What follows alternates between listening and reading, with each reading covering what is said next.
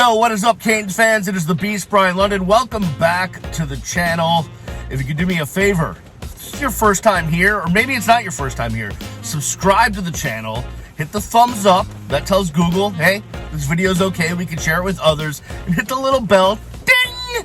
And that notifies you when new videos are up. So subscribe, thumbs up, little bell, and follow me on the Twitters, as long as Twitter's still around, at Miami Radio Beast. Let's get into this. How often are we going to have to do the offense blows situation as the Canes lose to Clemson 40-10 up in Clemson? Now, it's Sunday morning when I'm recording this video. As you can tell, it's raining out. I'm in my rain jacket, which looks like something out of Star Wars Andor or any other associated Star Wars feature film or television show. This rain jacket is actually from circa 1997. Yeah, it's the best I got. Anywho, I do the Sunday morning thing in the car because the fam and the dogs and the whatever, this is where I find my peace. And I need peace in order to not throw my phone after only accumulating 98 damn yards.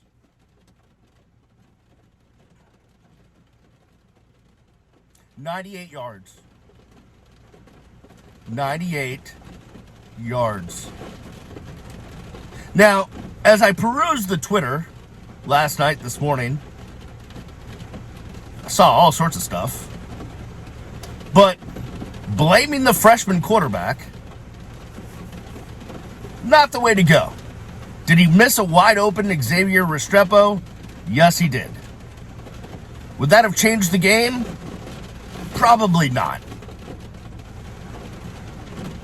You weren't going into Clemson, and I've been to Clemson a few times. It is in my top 5 toughest places to play in college football, and I've been to a billion stadiums and a billion college towns and seen them all. You ain't going into Clemson with this team and thinking you're going to pull off a win. Clemson blew one coverage. Ja'Carri Brown missed it. It happens. It happens at every level of football. I see it on Sundays. It happens. Don't blame the freshman quarterback. Was he good yesterday? No, he certainly wasn't good yesterday. Not as good as he was against Georgia Tech. Georgia Tech, a completely different team. Georgia Tech was primed to be run on all night, and that's what Miami did with Ja'Carri and Jalen Knighton. Clemson, not the same. So, who's to blame for 98 yards? Well, I'm going to say it again, because somehow, I don't know how people are defending Josh Gaddis, the offensive coordinator, at this point. I don't know, like, are you on the take? I don't get it. And if you want to blame Frank Ponce, the quarterback's coach, because the quarterback, I mean, maybe. I mean, but to me, and I watched college football all day yesterday, and I watch it every Saturday, and I've been watching it for 40 years. But let's say within the last 20 years of college football, as offenses have gotten more and more creative, you find a lot of college football being played on Saturdays or any other day that it's being played, where quarterbacks aren't that great, receivers aren't that great, running backs are just okay, offensive line just as okay, but schematically, the offensive coordinator for whatever team that is able to work with that and get the ball down the field through innovation and creativity. Not running the ball up the middle on a crucial 3rd or 4th down. Not boring, crappy football. Not a screen that gets blown up. Actual, real creativity, in the offensive play calling, in the scheme. And Miami don't have it. Now, if you want to tell me that Josh Gaddis is only running the offense that Mario wants, I agree with you. That's probably the case. But that can't be it's just not good enough. This isn't the Big Ten. It's not 1995. It has to be better. It has to be better. The scheme is not innovative. It's not creative. It doesn't do anything to get guys open. It does nothing when it comes to keeping the opponent off kilter. Where are the surprises? Where are the, like, you see it all day in college football. You flip on, oh, there's a receiver in the backfield, and then there's this motion and that, and then here's this play and that play, and what does Miami do? We'll run it up the middle. It's just, you can't, it's just no. Now, listen, some of you may or may not like Dan Orlovsky. He was on the color commentary yesterday with the amazingly awesome Bob Wischusen. And every time Orlovsky, who I think is a pretty good football mind, says, oh, the Canes should do X, here comes the play call, it's the opposite. Now, I get it. Now, do we just want to do what the what the color commentator wants us to do? No. But it's just an indication that it's not good. It is not good. So now Miami, it's all on the line. Saturday against Pittsburgh at home to win one game to make a bowl game. Can I also ask this question? You're at Clemson. No one gives you a chance to win. Like, what's holding you back?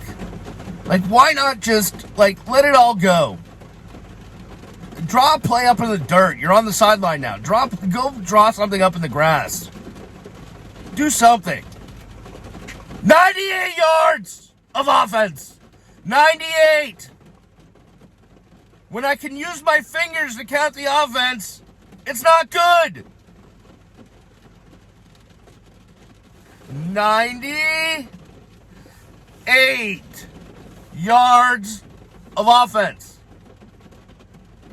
Now let's switch sides of the football for a moment, because while the defense plays better than the offense, how many times, now listen, it's not recent. It goes back to a specific date, 2002, Miami at West Virginia, taking on the Mountaineers, and it's a triumvirate of guys. There was 3 guys that ran all over Miami that day. It was Quincy Wilson, Avon Coburn, and somebody else. I can't remember. Maybe someone can throw that in the comments.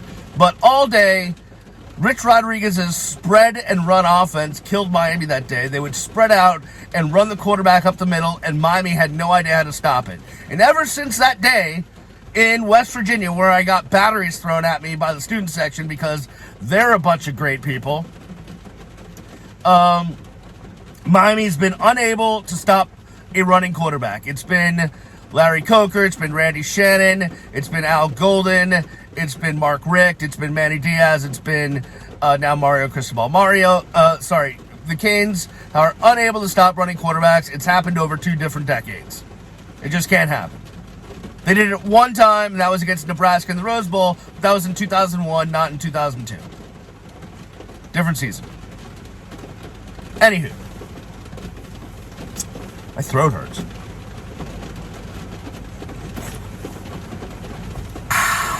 So good. Once it hits the lips. Clemson quarterback, is it DJ Ugalele? Something like that? I'm not going to get it right. I apologize to you and your family, sir, for mispronouncing your name. But he led Clemson in rushing yesterday. Almost had 100 yards. Average over 5 yards a carry. Why? Because Miami continues to not be able to stop that.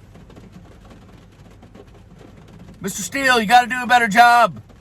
Mr. Strong, you got to do a better job. Need to do a better job. Listen, Shipley's been killing everybody all year, so, that was anticipated. But you know what's coming. You know they're going to run their quarterback right at you, and you just cannot tackle him. You can't get him down. It just was bad. How do you lose the turnover battle and lose by, how do you win the turnover battle and lose by 30 points? I'm baffled. So frustrated. So damn frustrated.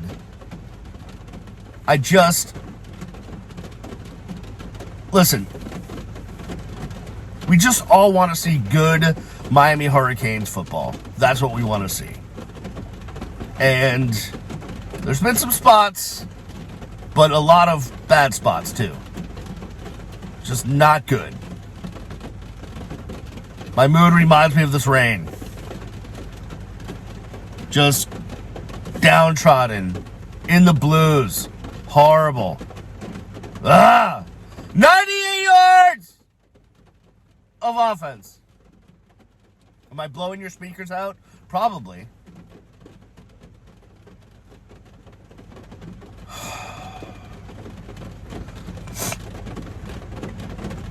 So, one game left, and maybe a bowl game. And then, may this season come to a crashing end, and may the transfer portal be fruitful. Because holy shnikes. Also, maybe we want to find a creative, innovative, offensive coordinator that is going to do just a tiny bit more to get more than 98 yards of offense. I think you get my point. Hey, subscribe to the channel. Hit the thumbs up.